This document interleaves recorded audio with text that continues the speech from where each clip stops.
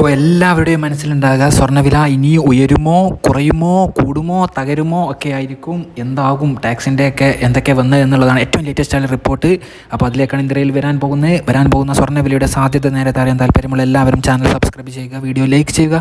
അത് നിങ്ങൾക്ക് സ്വർണ്ണം വിൽക്കണോ അതോ വാങ്ങണോ എന്നൊക്കെ മുൻകൂട്ടി തീരുമാനിക്കാൻ ഒരുപാട് ഉപകാരപ്രദമായി മാറിയേക്കാം. അതുവഴി നിങ്ങൾക്ക് വൻ രീതിയിലുള്ള ലാഭവും ഉണ്ടായേക്കാം. എല്ലാവർക്കും അറിയാമല്ലോ, ഗോൾഡ് ഭയങ്കരമായ രീതിയിൽ കുതിച്ചുയർന്നുകൊണ്ടിരിക്കുകയാണ് ഇൻ്റർനാഷണൽ മാർക്കറ്റിൽ. പക്ഷേ പെട്ടെന്ന് ഒരു നിമിഷത്ത് എന്താ സംഭവിച്ചത്? വലിയ രീതിയിലുള്ള ടാക്സ് കുറയ്ക്കൽ ഇന്ത്യയിലുണ്ടായി. അപ്പോൾ ഇനി കുറയുമോ, ഇനി ആ ടാക്സിൻ്റെ ഭാഗങ്ങളൊക്കെ ഉണ്ടാകുമോ എന്നുള്ളതാണ്. പ്രത്യേകിച്ച് വേറെ പല കാര്യങ്ങളും ഗോൾഡിനെ ബാധിക്കാത്ത പ്രധാനപ്പെട്ട കാര്യങ്ങളൊക്കെ ഉണ്ട്. അതൊക്കെ എന്തെങ്കിലും ലൈവിൽ വന്നിട്ടും അതിന് കൂടുതലായിട്ട് ഗോൾഡിനെ കുറിച്ചൊക്കെ എന്തെങ്കിലും ലൈവിൽ വന്ന് വീഡിയോയിൽ വിശദീകരിച്ചായിരിക്കും. പ്ലെയിൻ ക്രാഷ് ഉണ്ടായിട്ട് നേപ്പാളിൽ 18 പേര് കൊല്ലപ്പെട്ടിട്ടുണ്ട്. പോസ്റ്റ് ഇലക്ഷൻ ബഡ്ജറ്റിൻ്റെ കാര്യങ്ങളൊക്കെ ഗോൾഡിനെ എങ്ങനെ ബാധിക്കുന്നത് നമുക്ക് വിശദമായി നമുക്ക് ലൈവിൽ പറയാണ്ട്. അതേപോലെ തന്നെ നോർത്ത് കൊറിയൻ്റെ ബലൂണ് പോയി കണ്ട് സൗത്ത് കൊറിയൻ്റെ പ്രസിഡൻഷ്യൽ കോമ്പൗണ്ട് കണ്ട് ലാൻഡ് ചെയ്തിട്ടുണ്ട്.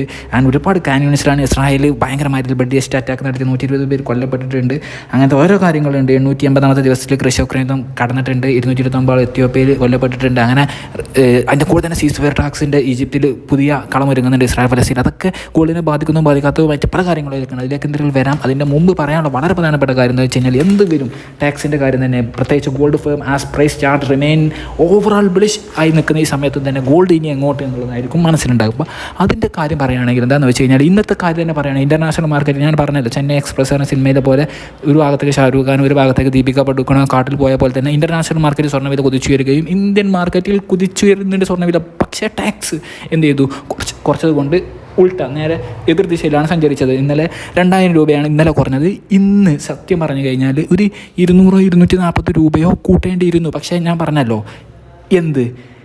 ഒരു ടാക്സ് കുറക്കൽ എന്ന് പറഞ്ഞു കഴിഞ്ഞാൽ അതിൽ 2000 രൂപ ഇന്നലെ കുറച്ചത് മാത്രമല്ല, ശരിക്കും ഒരു 4800 സംതിങ്ങിൻ്റെ അടുത്തേക്കുള്ള ഒരു കുറച്ചിൽ വേണം. കാരണം എന്താണെന്ന് വെച്ച് കഴിഞ്ഞാൽ, കസ്റ്റം ഡ്യൂട്ടി ടാക്സ് കുറച്ചതെന്ന് വെച്ച് കഴിഞ്ഞാൽ 15% 6% സ്ലാഷർ എന്നാണ് പറഞ്ഞിട്ടുള്ളത്. അതായത് വെട്ടിക്കുറച്ചു എന്നാണ് പറഞ്ഞത്. നിയർലി 9% റിഡക്ഷൻ വേണം. അപ്പോൾ ഏകദേശം 4800 അല്ലെങ്കിൽ 4000 കുറക്കണം. പക്ഷേ പെട്ടെന്ന് ജനറിക്കാർക്കൊക്കെ പല കുറച്ച് കഴിഞ്ഞാൽ അതിൻ്റേതായ പ്രശ്നങ്ങളും അതിൻ്റേതായ ഇഷ്യൂസുകളും മറ്റുള്ള കാര്യങ്ങളും XYZ ഫാക്ടേഴ്സൊക്കെ ഉണ്ടായിരിക്കാം, പലതുമായിരിക്കാം. പക്ഷേ കുറക്കണം. അപ്പോൾ ഇന്നെന്താ സംഭവിച്ചത്?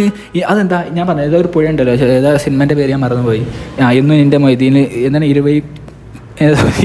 ഏതൊരു പുഴ ഉണ്ടല്ലോ, ആ പുഴ അറബിക്കടലിലേക്ക് തന്നെ എത്തിച്ചേരും എന്ന് പറഞ്ഞതുപോലെ തന്നെ, അല്ലെങ്കിൽ ഇത് ഞാൻ തിരിച്ചാൽ പറയണം, അറബിക്കടലിൽ നിന്ന് ആ പുഴയുടെ കുറച്ച് വെള്ളം തിരിച്ചു തന്നെ പോകുമെന്ന് പറഞ്ഞ പോലെ സ്വർണ്ണത്തിൻ്റെ വലിയ വിലയിൽ നിന്ന് ഇനിയും കുറച്ച് എന്താവും ഇടിയും. അത് എങ്ങനെ ഇടിയും എന്ന് വെച്ച് കഴിഞ്ഞാൽ, ഇന്നിപ്പോൾ 240 രൂപ കൂട്ടേണ്ടിയിരുന്നു ഞാൻ പറഞ്ഞു ഇൻ്റർനാഷണൽ മാർക്കറ്റിൽ കുറിച്ച്. പക്ഷേ അതെന്തായില്ല, കൂട്ടിയില്ല ഇന്ന്. അങ്ങനെ മെല്ലെ അതിലേക്ക് എത്തിച്ചേരും.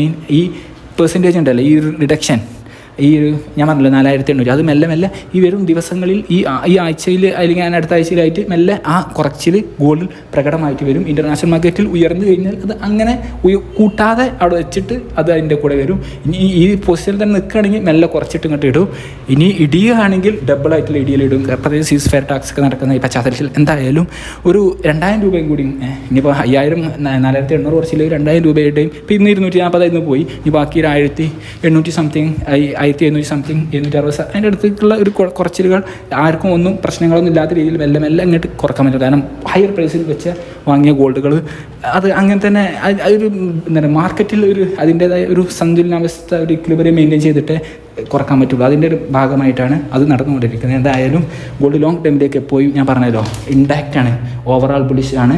Gold firm as price charts remain overall bullish both international geopolitical issues ആയാലും എക്കണോമിക് ഡാറ്റാ ബേസുകളായാലും ഒക്കെ.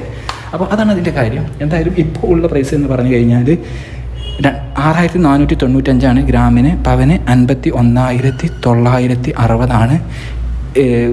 ഇൻ്റർനാഷണൽ മാർക്കറ്റിൽ വലിയ രീതിയിൽ നാളെ കൂട്ടാനോ അങ്ങനെയൊന്നും ആയിട്ടില്ല. പക്ഷേ ടാക്സിൻ്റെ സാധനം എപ്പോഴാണ് ഇനി കുറക്കാനുണ്ടല്ല, അതിങ്ങനെ ഏതോ ദിവസങ്ങളായിട്ട് ഇങ്ങനെ മെല്ലെ കുറച്ച് വരും. ഞാൻ പറയില്ല, ആ ഒരു പാറ്റേണിലാണ് അത് വരിക. എന്തായാലും അടുത്ത അപ്ഡേറ്റ് നമുക്ക് വിശദമായിട്ട് നൽകാനുണ്ട്. അത് ലൈവിലും ഇന്ത്യയിൽ വരുന്നതായിരിക്കും. അത് കിട്ടുന്നതിന് വേണ്ടി എല്ലാവരും ചാനൽ സബ്സ്ക്രൈബ് ചെയ്യുക.